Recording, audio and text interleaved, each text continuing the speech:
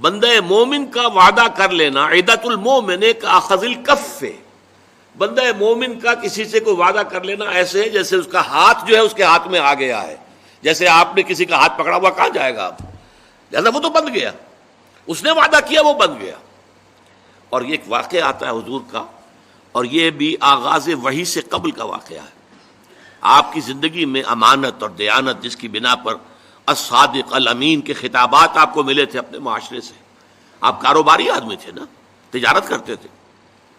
ایک شخص سے کوئی بات ہو رہی تھی معاملے کی، کسی سودے کی، اس نے کہا کہ ذرا آئے محمد آپ انتظار کیجئے میرا یہاں پر، میں ابھی آتا ہوں. وہ جا کر اپنے کاموں میں ایسا مصروف ہو گیا بھول گیا.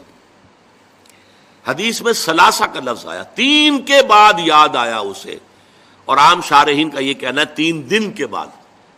وہ بھولا رہا، اچانک کیا تھا، میں نے تو وعدہ کیا تھا محمد سے صلی اللہ علیہ وسلم کہ آپ یہاں میرا ذرا انتظار کیجئے میں ابھی آتا ہوں.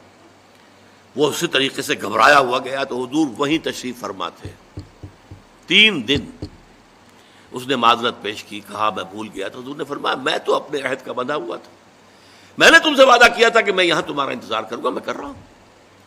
تو یہ ہے اصل میں، اور جیسا کہ قرآن مجید میں اسی سورہ بنی اسرائیل میں آیا ہے ان العہد کان مسئولا، یہ عہد جو ہے اس کی تو اللہ تعالیٰ کیا مسئولیت ہے، جواب دہی ہوگی، پوچھ گچھ ہوگی.